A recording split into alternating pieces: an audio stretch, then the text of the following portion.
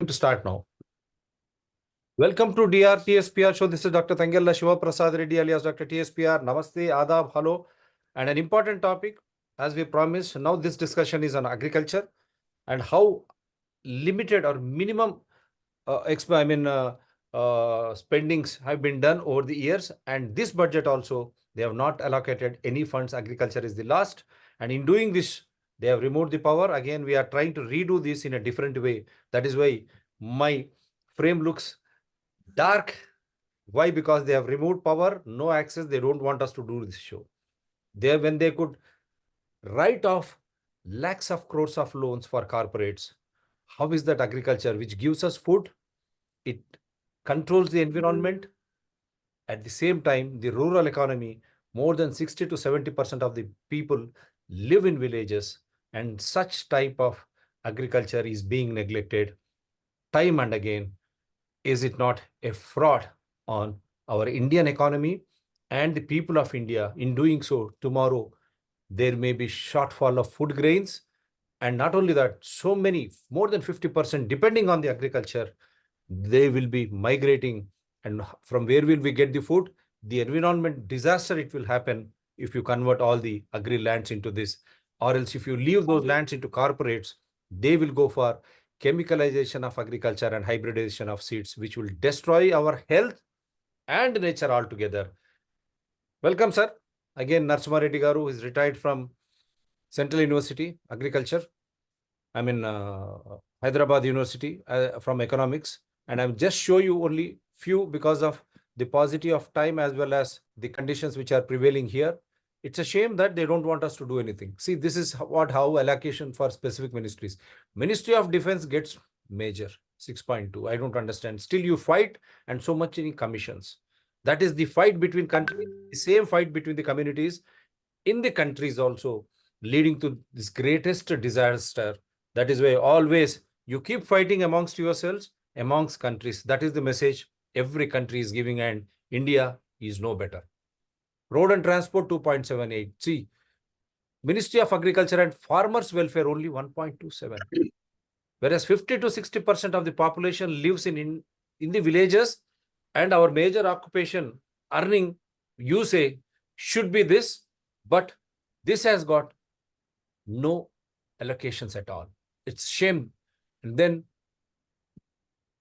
as corporates hijack union budget, agriculture is no longer a priority of the Modi government. The union government funded programs are encouraging a shift in the use of bioresources to a bioeconomy focused on fuel supply rather than food supply. Again, ethanol, all farmers are fighting around at the cost of food.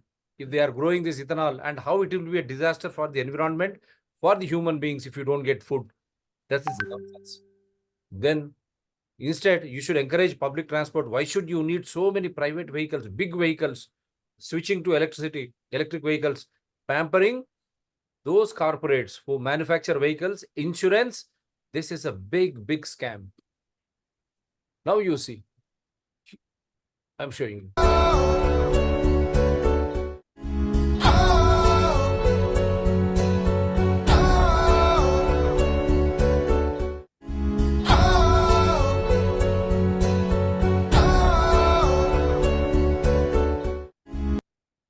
Corporate సర్కార్ 9 ఏళ్ల పాలనలో రూపాయలు 25 లక్షల కోట్ల రుణాల మాఫీ, భారీ right offs ప్రకటించిన బీజేపీ ప్రభుత్వం. ఎవరు వీళ్ళంతా? They have written off 25 lakhs crores in 9 years. You can correct us. మేము తప్పు చెప్తే మమ్మల్ని సరిదిద్దండి, మిమ్మల్ని ఆహ్వానిస్తా ఉన్నాం. కానీ ఈ డబ్బులు ఎవరివి? కార్పొరేట్ సంస్థలేవి కాదా?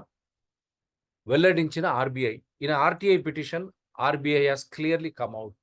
So is this the way? నేను అందరికీ అదే చెప్తా ఉన్నాను. ఎవరైతే ఓట్ బ్యాంక్ వారు చేస్తా ఉన్నారో వాళ్ళని కూడా ఆలోచించమని చెప్తా ఉన్నాను. 2020లో మనకు దొరికే కందిపప్పు, నూనెలు ఆ రోజు 80 రూపాయలు అయితే ఈరోజు 220, 240 రూపాయలు. ఈ మధ్యల డబ్బు ఎక్కడికి పోతుంది? స్టోరేజ్ అంటే అది మనం ఎప్పుడు కూడా ప్రభుత్వం స్టోరేజ్ అంటాం. ప్రభుత్వమే దాన్ని ఆపి మళ్ళా విడుదల చేస్తుంది. కానీ ఇది హోర్డింగ్.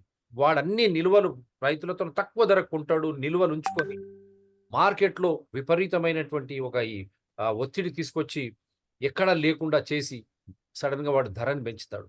సో ఇది నాశనంగా వినాశనానికి దారి తీస్తా ఉంది. సో ఇది చేస్తా ఉన్నా మళ్ళీ ఇప్పుడు కరెంట్ వచ్చింది మనకు. ఇంత ఘోరంగా ఉన్నది, ఇంత భయం వాడికి, ఇంత భయం ప్రభుత్వాలకు. ఈ షో చేస్తా ఉన్నాం, మళ్ళీ పవర్, ఇప్పుడు మళ్ళీ నేను దీన్ని అడ్జస్ట్ చేసుకుంటా ఉన్నాను. సో ఇటువంటి నేపథ్యంలో మీరు ఆలోచన చేయండి.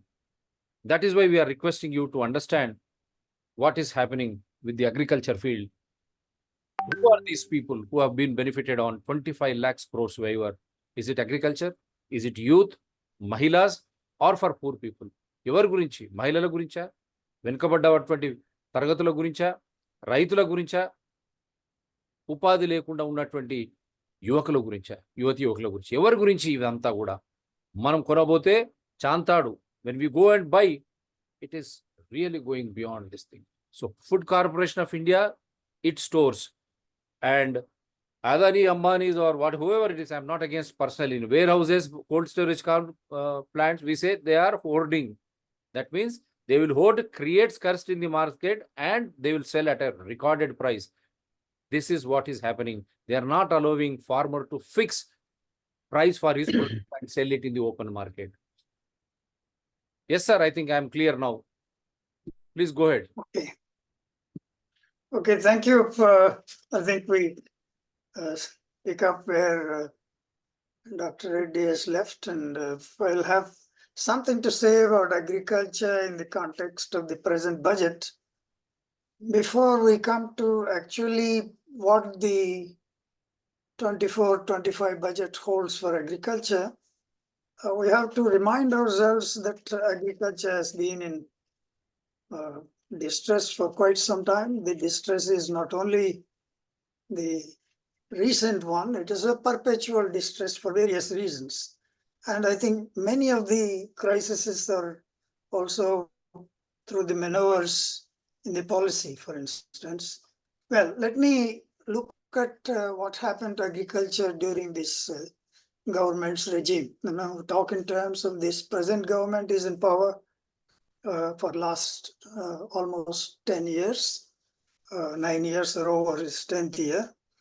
And when we look at agriculture, the government is fortunate when we look at agricultural growth, particularly for a period of 14 to that of, let's say, 20, about 6 years.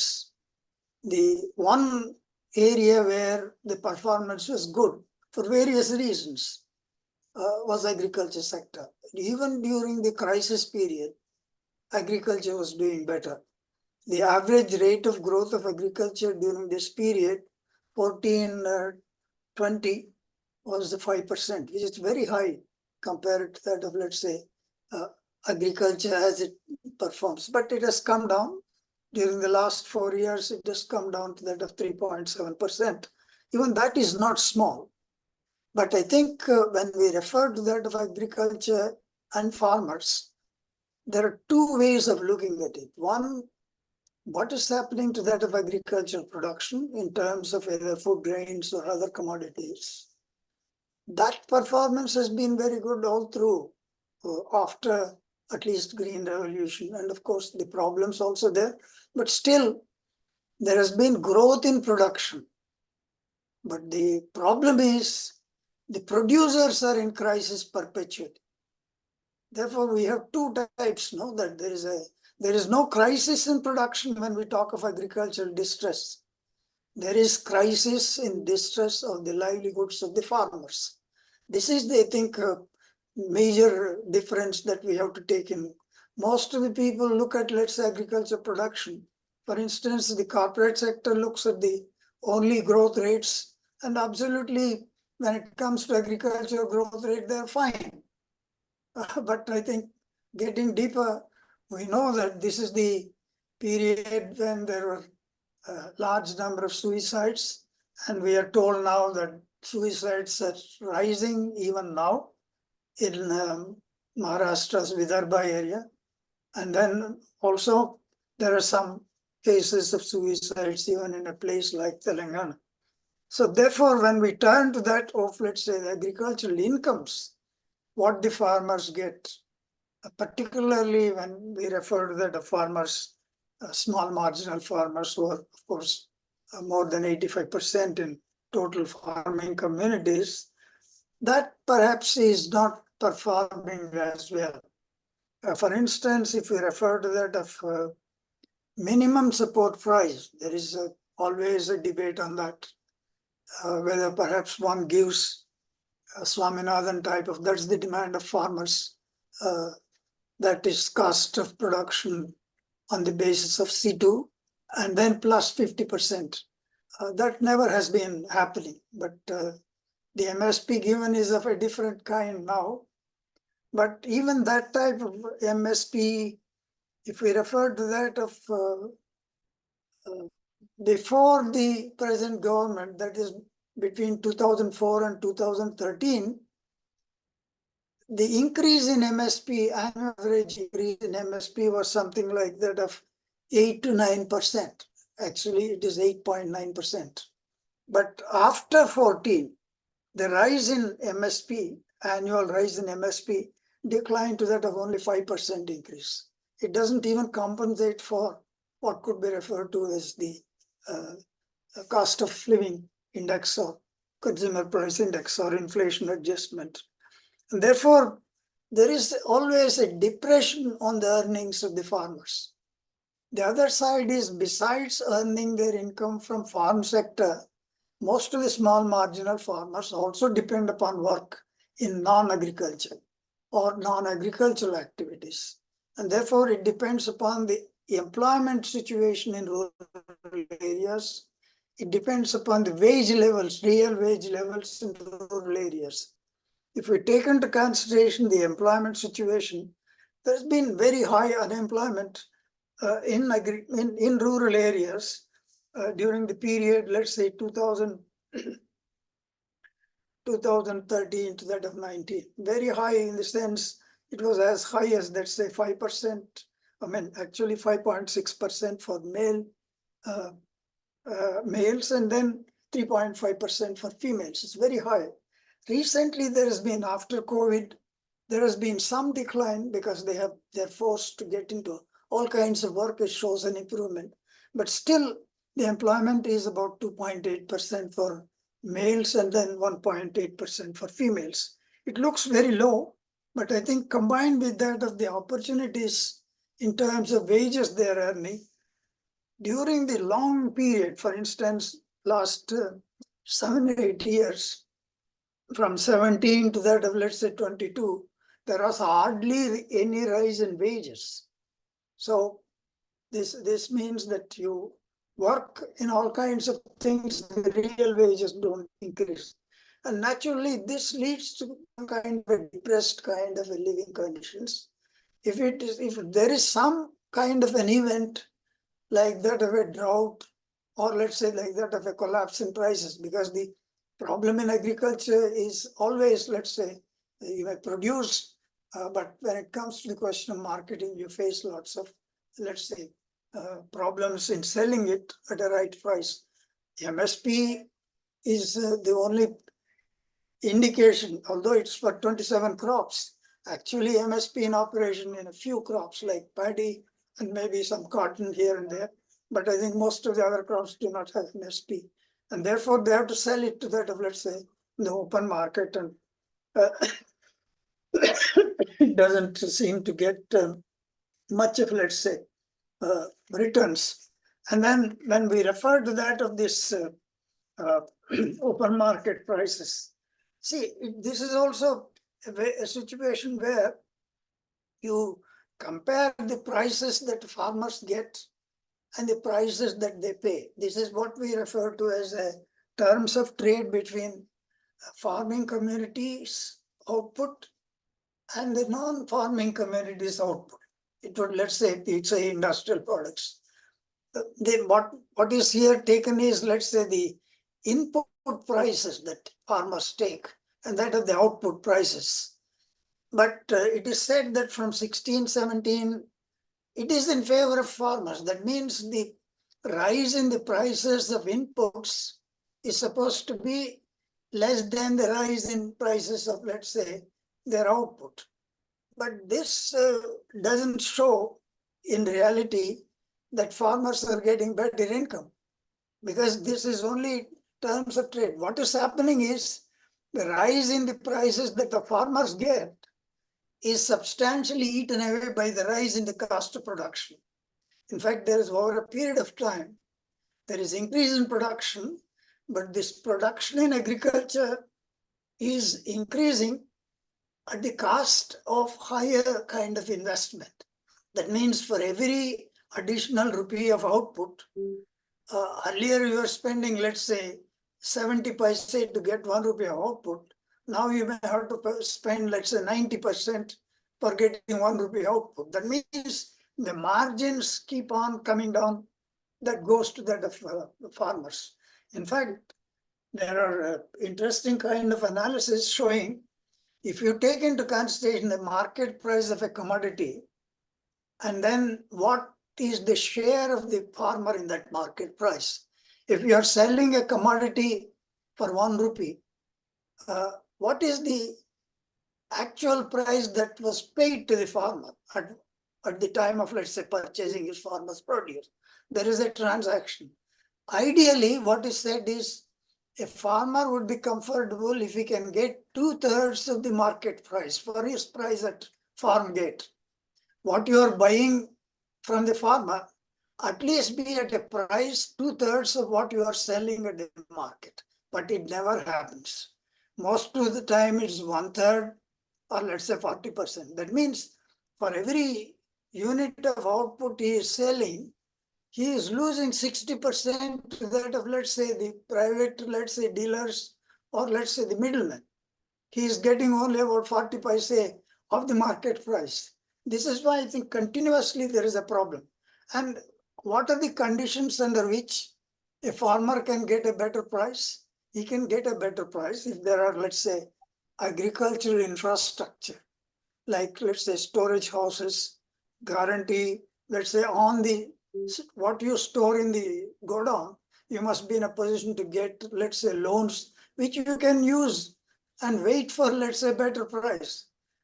None of those things exist. The infrastructure is very poor. There are no, particularly for perishables, no cold storage. Even for, let's say, non-perishables, there is no way that you can store in a godown. There is no godown. Even if you store in a godown, there is no guarantee you get your, let's say, loan on the product so that you can wait for a better price. And this means farmer, rodents eat away the produce. exactly. That's that rodents are bigger rodents, or let's say the community that is in the business sector. They are now Hoarders. big corporates now. This is exactly, for instance, when it comes to the question of investments. Agricultural investments over a period of time has been coming down. Investment means government investing in improving infrastructure, like, say, increasing, let's say, storage facilities, including cold storage facilities, and then providing, let's say, reasonable transport facilities. That means all these facilities would help him store better, transport at a cheaper cost, get a better price. It is gradually coming down. At one point of time, the public investment, that's the government's investment in agriculture, was as high as 5% of national income. But now for several years, particularly, let's say, from the time this government has taken over, it has come down to that of 2%. But I think when you look at the allocations, they look very, very green allocations. For instance, if you look at this agriculture allocations, then although they said that it's not much, but in the quantity wise, it has increased. If you take into consideration 16, 17, it has increased between 16, 17 and 24 by almost 3 times. The allocations made by, as perhaps in the beginning you were shown, what is the allocation made to that of agriculture sector? And it has increased over a period of time 3 times. But what is happening to this increase? The increase in allocations have not gone to that of the investment in, let's say, infrastructure. This is the bottom one, is the increase. That's, of course, increased from something like, let's say, it used to be 50,000 crores in 16, 17, it has come to that of 1.27. It is an increase 3 times, almost near 3 times. But I think where does it go? If you look into this within this allocation, where is it going? See, it is going to that of, let's say, for instance, 3 programs. One is, of course, we know now, Kisan Sanman Nidhi. Okay. This is PM Kisan, that he gives 6,000 rupees at 3 installments. You don't know, every time you give 2,000. By the time it takes it from the bank and goes to the bazaar, it's over. So that 2,000 in 3 times, it's hardly anything. In fact, state governments try to give much more. And the second important thing is they give some interest subsidy. That's also part of this 1.25, 1.27. And the third one is, let's say, Bima Yojana. This is a outright, what could be called Fraud. corporate. It's a fraud. It's a Because fraud. it is said that much of the, so what it, Pradhan Mantri's Fasal Bima, yes, the government gives a share in that, say, premium, and the farmer pays perhaps a small proportion. The state governments also pay. Most of the time, if you take into consideration the total premiums paid and what is paid to the farmers, the entire money is going to that of the insurance, private insurance companies. And therefore, the real help that farmers gets out of this allocation is very limited. That 6,000 spread over 3 installments and this so-called Fasal Bima, which doesn't work. But the other one, you go up a little and then you also see here, the money paid to that of, let's say, chemical fertilizers. This is exactly where there is increase in subsidies. This means the government, without investing directly, which benefits in the long run, the farmer keeps on throwing some money in the form of subsidies, fertilizer subsidy. But even that subsidy in this budget, will come to that of other aspects of the budget. The subsidy in this budget, they want to reduce the subsidy. Reduce the subsidy from, I think, fertilizer subsidy. Last year it was 1.9 lakh crores. This year it is coming down to 1.68 lakh crores. I must say something here. Because how is it that they're expecting next year it would come down? They have done something which perhaps the consequences we don't know. They have introduced what is called as nano DAP. Nano DAP means 50 kg bag of DAP is now reduced to that of a liquid 500 ml nano DAP. They are saying it is equivalent. The cost would, this is being produced by the government agencies, it will come down, therefore the subsidy will come down. But these are, some of these things are Repercussions of that chemical on the farmer's health and the exactly environment and not those who only eat that food. repercussions. Now Yeah. let me say this, I'm thinking, see the work of the way in which this nano DAP works. Now ICAR scientists are going to study for next 2 years. But even before that they released. You have introduced. What is that DAP? Everybody knows, every farmer knows NPK, NP, nitrogen for green growth. P is supposed to be phosphorus for setting deeper roots.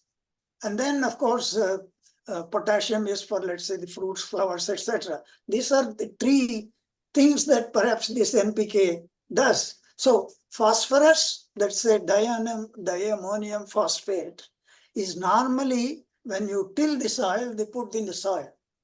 Because when you sow something, it works only 15 days or 20 days. So when you sow it, the roots get fixed when the plant starts, let's say, growing, whether it is transplanting of paddy or putting a seed. But now scientists are saying, I checked with the scientists, now they are saying this nano DAP will be sprayed. It's on the plant, it will be sprayed, mixed with water. But see, they are saying it is for roots. Systemically, it doesn't go down to roots. You don't know the impact of this nano DAP. So what is to be put in the roots, you are putting in the leaves. Leaves. And then it's a total Environment. kind of a Environment. so Disaster. same thing. I think the other day we have seen that the vaccine for cervical Cancer. They're creating cancer, fear. those 14 to 19 girls, that now the team from the ICMR and also the National Institute of Immunology, they are going to study for next 2 years, but they released it to private hospitals already. So this is Everywhere a that vaccine mindless kind mania of without even researching. That is why we should book cases exactly, against exactly. ICMR and This Ministry is of Health. Yeah, please go ahead. this is exactly what is happening. Let me turn to that of, let's say, so you are trying to reduce. Another thing they have done in this budget, which perhaps is not seen in terms of allocations, they said that there would be PPP in agriculture marketing. They are bringing through the back door what they sought to bring in under 3 formulas. That means hand over marketing to the private. That's the most dangerous kind of a thing. It is introduced in this budget. It is, instead of helping farmers, it is likely to know. We know that.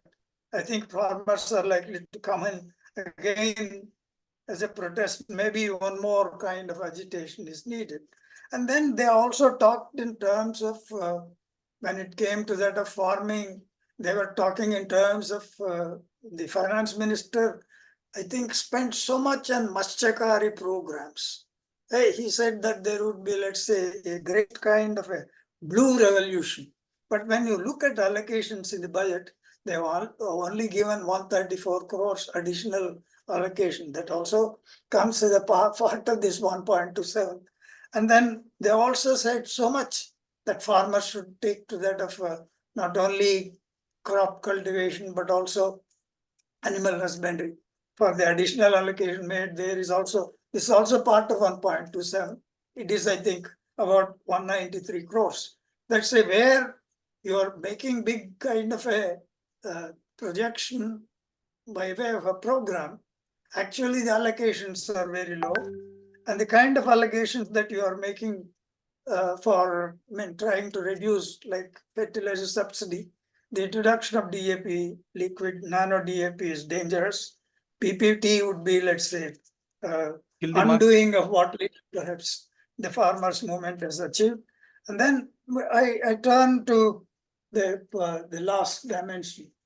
Agriculture also has been performing well in terms of exports, but I think there has been not proper planning.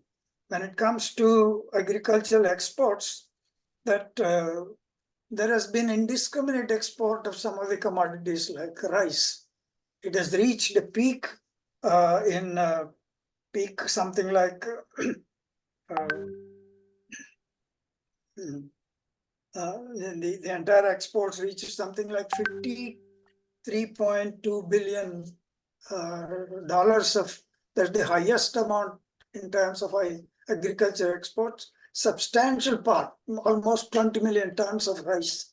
But suddenly we find that when it comes to the question of internal stocks, that there is a decline and the food grain prices started rising. If you look at the food price inflation, see the overall inflation may be about 6%.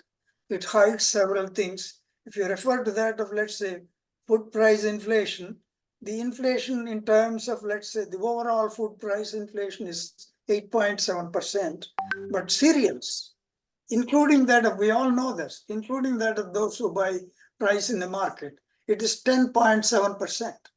And when we turn to that of pulses, the inflation is 20.2%. Unprecedented, actually. This is largely because unplanned kind of things, that they started allowing indiscriminate kind of exports are good, but you must be in a position to plan it in such a way that there is perhaps no shortage, or at least what happens is the moment you show the stocks in the government is coming down, the hoarders play a role. For instance, this 20.2% of inflation as pulses substantially is because of hoarding. There is no rates. They tried to meddle with that of Essential Commodities Act. They are not raiding godowns where these stocks are kept. and artificially they have laid them. See, we have a problem as far as the production of oil seeds. Almost, let's say, 40% to 50% we import, but not in pulses. Pulses imports are marginal, 5% only. We are almost close to reaching self-sufficiency, 90% plus we produce now. But this huge increase in pulses price we see every day. You ask anybody what is the price of what we say this tur dal. It is almost now 200 rupees plus, yeah, unimaginable. So that hurts, let's say, it doesn't come to that of farmers. It hurts the common man. And this is a big crisis of unplanned kind of a. In fact, the rice exports, as I was telling, reaching peak, that it earned something like $11.1 billion. But I think it has caused the moment they see these hoarders. And with this experience, you bring in, let's say, private traders through PPP into that of agricultural commodities, it would be much more disaster. We must learn the lesson. And look at, let's say, some of the agricultural commodities also respond to that of international prices. For instance, much of our cotton is exported. The cotton price has come down, for instance, substantially. The present is around 9,000 rupees per quintal, which has come down from something like 12,000 rupees per quintal in 22. And of course, it was also something like 9,000 rupees in, let's say, 23. And it has come down to 7,000 rupees now per quintal. I mean, this is largely because the international cotton price has come down. Therefore, your export possibilities have come down. And there is a collapse of, let's say, the price of cotton. And therefore, you know that a state like Telangana, cotton is number 2 crop. 30 to 40% of the acreage is under cotton. It hits the farmers so much. You don't expect the CCC, the Cotton Corporation, to buy all these things. It's not doing it. So you take it to market. The current price, I'm told, is about 700 per quintal. It has come down from 12,000 peak to that of, let's say, in 2022. So such kind of unforeseen fluctuations happen. This is where I think we do talk in terms of need for price guarantee. It's not only assuring price, but now that they have stocks, but CCC is not buying, there is need for, let's say, interventions. Such interventions do not come in. Therefore, the overall picture of agriculture, why the farming community is perpetually in distress, is because whatever perhaps that's happening to production, it is not reflected in their earnings because the margins are, let's say, very wide from what perhaps they get and what is the market price. Second, this is largely because there is not substantial investment in infrastructure like storage, cold storage, and the loan facilities on the stored kind of grain and other things. Therefore, the farmers are forced to sell at a low price, whatever it is at the harvest time, and then end up in, let's say, low prices. And the alternative non-farm sector expansion is, it is expanding, but not up to the way they would earn more. Those non-farm activities also low productivity activities, earnings are very low. Therefore, to sail the farmers out of the distress that they have been suffering over the years, the present policy seems to be leaving everything to the market slowly, and then trying to, let's say, make market interventions as something. That means the reduced investment, direct investment by the state, is an indication they would rather leave it to that business. That's how the PPP has come. It's a very dangerous move. And then some senseless measures like that of nano DAP would be disastrous for farmers. Distress would be much more. Under these conditions, I think farmers, it will not be any surprise. On, for instance, on 16th February, they are all coming to the streets countrywide. They are asking support of, let's say, other kind of trade unions and others to support their cause, because they were promised when they withdrew the 3 formulas, they were promised a negotiation for better guaranteed, even let's say statutory MSP. They were guaranteed that there would not be any market kind of intervention. All these guarantees have not taken root, but on the contrary, the budget shows that the government goes in its own corporate way. Whatever perhaps you may complain, it is against this farmers are raising their voice. I hope the government should respond. Thank you very much. Wonderful. ये है आज का 25 लाख करोड़ कर्जा किसका ऋण जो है किसको माफ किया है? कारपोरेट्स को माफ किया है। क्यों? हमारे किसान भाई हो या नवयुवक हो जिनको कोई रोजगारी नहीं और जो पढ़ना चाहते हैं और जो गरीब है उनको क्यों नहीं दिया जा रहा है? और किस तरह ये बजट में किसान को और खेती को खत्म करने की एक बड़ी साजिश, जो 3 जो फॉर्मूलाज थे वो फिर कारपोरेट के हाथ में, हमारे किसान को, हमारे साथ में खेती को, हमारे जमीन को उनके हाथ में सौंपने की एक बड़ी साजिश चल रही है। ఇది ఆ 3 లాస్ చట్టాలు ఏవైతున్నాయో అది తిరిగి ఈ బడ్జెట్ ద్వారా కార్పొరేట్లకు వ్యవసాయాన్ని అప్పజెప్పడం, మన నేల, మన రైతు, మనం పండించేటువంటి అంతా కూడా ఆ కార్పొరేట్లకు అప్పజెప్పడం ద్వారా ఈరోజు ఆ 25 లక్షల కోట్ల రుణమాఫీ కార్పొరేట్లకు చేసినప్పుడు రైతులకు ఎందుకు చేయడం లేదు? మిగతా వారికి ఎందుకు చేయడం లేదు? అన్నం పెట్టే రైతుకు సున్నం, బ్యాంకులకు దానికి పొక్కలు పెట్టేటువంటి కార్పొరేట్లకు వాళ్ళకు విపరీతంగా రాయితీలు ఇవ్వడం ద్వారా ఈరోజు మన వ్యవసాయం దండగా అని తీసుకొచ్చే ఒక కుటిల ప్రయత్నం, తద్వారా వారు పండించిన పంటను వారు అక్కడ పెట్టుకోవడానికి గిడ్డంగులు, మరి నాశనమయ్యేటువంటివి పండ్లు కానీ మిగతాయి కానీ అవన్నీ అక్కడ పెట్టుకోవడానికి వారు కోల్డ్ స్టోరేజ్ ప్లాంట్స్ ఇవ్వకుండా, అదే కూడా పండిన ధాన్యాన్ని ఆరబెట్టడానికి డ్రైయింగ్ యార్డ్స్, ఇవి చిన్న చిన్నవి ప్రతి రాష్ట్రంలో ఇవి గాన ఇచ్చి రైతే తన పండించిన పంటకు ధర పెట్టుకునే విధంగా ఉంటే ఆ హోర్డింగ్స్ కానీ ఈ హోల్డర్స్ ఎవరైతే ఉన్నారో ఎవడైతే కార్పొరేట్లు వాడు నిల్వ ఉంచి వాడు మార్కెట్లో ఎప్పుడైతే ఇబ్బంది అవుతుందో వాడు విపరీతమైన ధరలకు అమ్మి అక్కడ రైతుకు నష్టం, కొనబోతే మనకు చాంతాడు. అందుగురించి రైతు, వ్యవసాయం, పర్యావరణం, ఆహారం ఇది ముఖ్యమా? కార్పొరేట్లు బ్యాంకులకు సున్నం పెట్టిన, వారికి సున్నం పెట్టిన లక్షల కోట్లు మొత్తం మన ఆర్థిక వ్యవస్థపై వారు భారమవుతున్న వారికి రుణమాఫీ కల్పించి రైతుకు రుణమాఫీ ఇవ్వమంటే పెద్ద పెద్ద చర్చలు పెట్టేటువంటి ఈ మహానుభావులు ఈ దేశంలో కానీ ప్రపంచీకరణగా అనే నేపథ్యంలో వ్యవసాయాన్ని ఈ విధంగా chemicalization of agriculture and hybridization of seeds, what Swaminathan has done to improve, that has also destroyed the spirit of our own traditional agriculture. So in this way, the market forces and all those corporate hoarders, including the support of the so-called government budgets, is going to destroy agriculture once for all if you don't understand, because this agriculture is our agriculture, not only for our food, for our survival also. Once if you don't understand, or once if you understand, if you don't resist, you will become a pawn in the hands of these corporates, worse than what has happened to India during East India Company.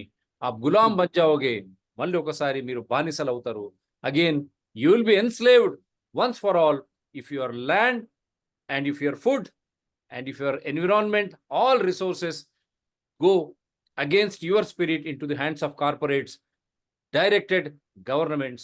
That will be the death of agriculture and democracy. Truth has to prevail. I only hope the citizens will get enlightened. Thank you very much, sir.